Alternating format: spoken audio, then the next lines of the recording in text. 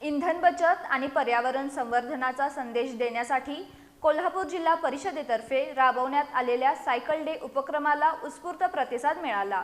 जिल्हा परिषद अध्यक्षा शिल्पा खोत यांनी एसटी बसने प्रवास केला, तर उपाध्यक्ष तानाजी पाटील ई-बाईकवरून जिल्हा परिषदेत दाखल झाले। अधिकारी आणि कर्मचाऱ्यांनीही सायकल, बस आणि इलेक्ट्रिक वाहनांचा वापर करत उपक्रमात सहभाग घेतला। पंतप्रधान नरेंद्र मोदी यांनी केलेल्या इंधन बचतीच्या आवाहनाला प्रतिसाद देत कोल्हापूर जिल्हा परिषदेतर्फे दर शुक्रवारी सायकल डे उपक्रम राबवण्यात येत आहे। या उपक्रमाअंतर्गत पदाधिकारी, अधिकारी आणि कर्मचाऱ्यांनी इंधन बचतीचा संदेश देत पर्यावरणपूरक प्रवासाला पसंती दिली। जिल्हा परिषद अध्यक्षा शिल्पा शशिकांत खोत यांनी कागल रंकाळा एसटी बसमधून कोल्हापुरात प्रवास केला। दसरा चौकात उतरून त्या रिक्षाने जिल्हा परिषदेत पोहोचल्या। उपाध्यक्ष तानाजी पाटील यांनी ई-बाईकवरून प्रवास करत इंधन बचतीचा संदेश दिला।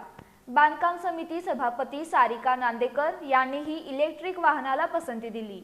जिल्हा परिषदेच्या मुख्य कार्यकारी अधिकारी डॉक्टर जास्मिन यांनी चारचाकी इलेक्ट्रिक वाहनातून कार्यालय गाठले, तर सामान्य प्रशासन विभागाचे उपमुख्य कार्यकारी अधिकारी ओम प्रकाश यादव यांनी सायकलवरून जिल्हा परिषदेत प्रवेश केला।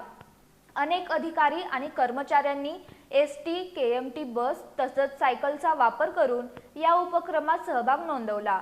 विशेष म्हणजे जिल्हा परिषद प्रशासनाने वाहनांना आवारात प्रवेश बंद केला होता। दोन्ही प्रवेशद्वार बंद ठेवून पर्यावरणपूरक वाहतुकीला प्रोत्साहन देण्यात आलं। इंधन बचत आणि पर्यावरण संवर्धनाचा संदेश देणारा हा उपक्रम नागरिकांमध्येही चर्चेचा विषय ठरतोय।